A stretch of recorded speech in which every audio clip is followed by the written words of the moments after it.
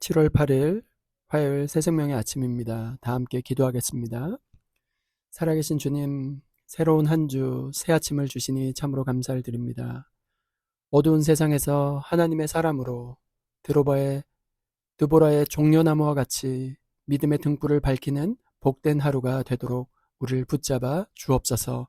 감사하고 살아계신 예수 그리스도의 이름으로 기도하옵나이다. 아멘. 오늘 우리에게 주시는 하나님의 말씀은 사사기 4장 1절부터 5절 말씀입니다. 제가 봉독해 드립니다. 에훗이 죽으니 이스라엘 자손이 또 여호와의 목전에 악을 행하매 여호와께서 하솔에게 통치하는 가나안 왕 야빈의 손에 그를 파셨으니 그의 군대 장관은 하로셋 학고임에 거주하는 시스라요.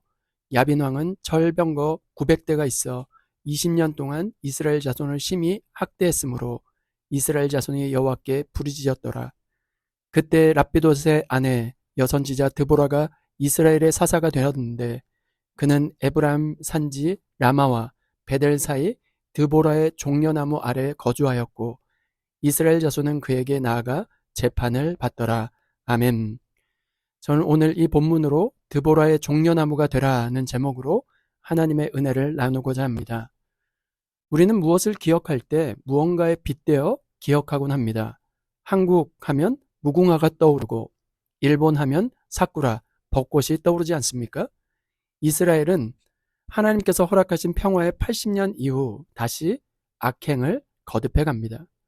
결국 하나님의 진리의 깃발은 온데간데 없어지고 이사야 1장 8절 말씀처럼 딸 시온은 포도원의 망대같이 참외밭의 원두밭같이 애워싸인 성읍같이 겨우 남았도다. 정말로 초라하기 그지없는 빛바랜 이스라엘 모습으로 지금 남아 있습니다.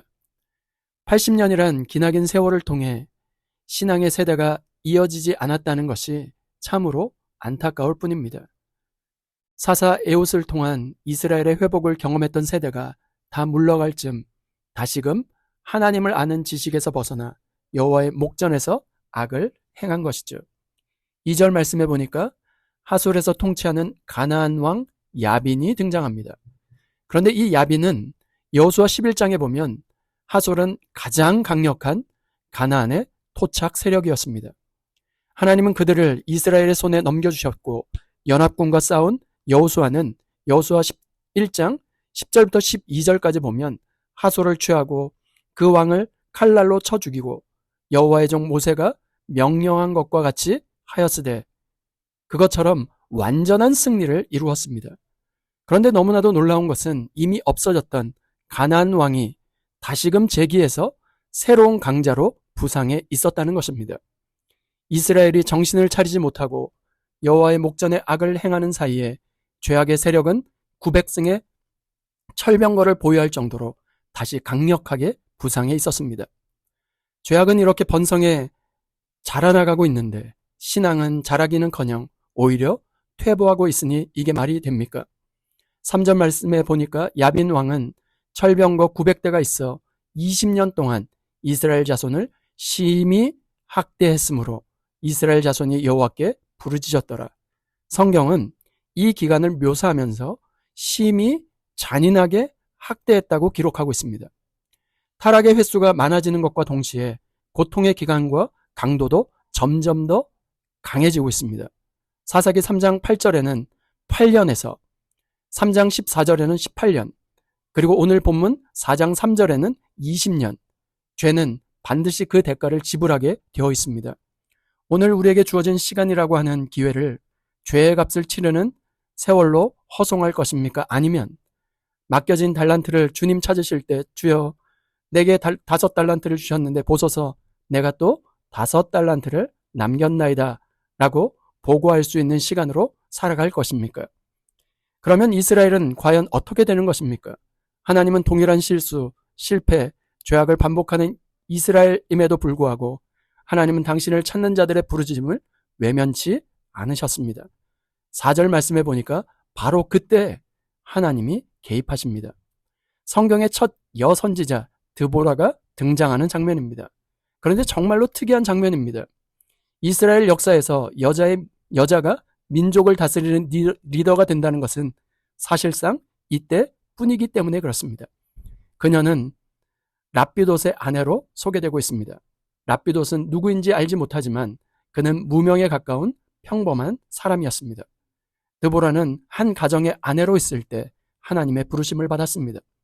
누구누구의 아내로 소개될 만큼 가정에 충실한 사람이었고 일상의 균형을 가진 성도였음을 알 수 있습니다. 당시 여자는 인구수에도 계수되지 않는 바로 그러한 사회였습니다. 그러나 그녀는 아내이면서 여선지자로서 하나님 앞에 살아갈 정도로 타락한 세상 속에 분명히 빛을 밝히는 등불과 같은 삶을 살았던 것이죠. 바로 그녀를 하나님께서 찾아오셨습니다. 하나님은 이처럼 황무한 가나안 땅에서도 영적 부흥을 갈망하며 한 사람 여사사 드보라를 주목해 내신 것입니다. 오늘 본문 5절에 이렇게 기록하고 있습니다. 그는 에브라임 산지 라마와 베델 사이 드보라의 종려나무 아래에 거주하였고 이스라엘 자손은 그에게 나아가 재판을 받더라. 드보라는 어떻게 기억되었을까요? 드보라의 종려나무라고 부를 만큼 백성들이 바로 기억하고 있는 그런 삶을 살았습니다. 얼마나 그녀가 그곳에 앉아 하나님의 사역을 잘 감당했으면 이러한 별칭이 따라다녔을까요? 사람들은 그 종려나무를 생각할 때 드보라를 생각했고 동시에 드보라를 생각할 때 그 종려나무를 생각했던 것입니다. 종려나무는 키가 10m 이상으로 높이 자라고 중간에는 가지가 없이 둥치가 뻗어 올라가 맨 윗부분에는 우상처럼 잎이 사방으로 퍼져 있는 모양의 나무입니다. 종려나무의 영적 의미는 승리와 영광이죠. 또한 종려나무는 하나님이 주시는 안식과 축복의 의미를 가지고 있습니다.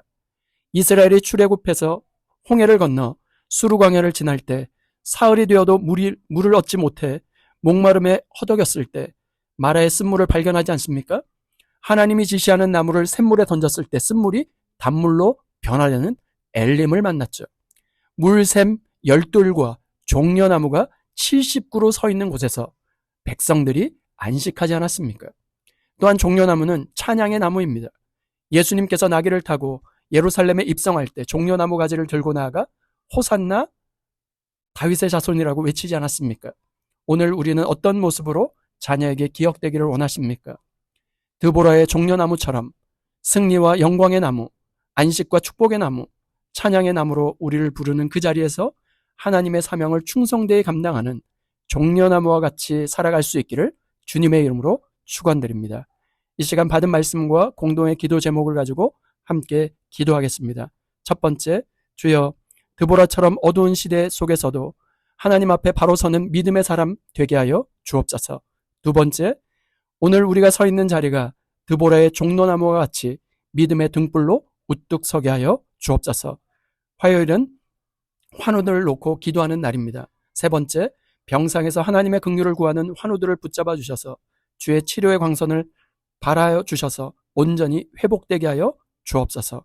공동의 기도 제목과 각자의 기도 제목을 주님께 올려드리며 함께 기도하겠습니다.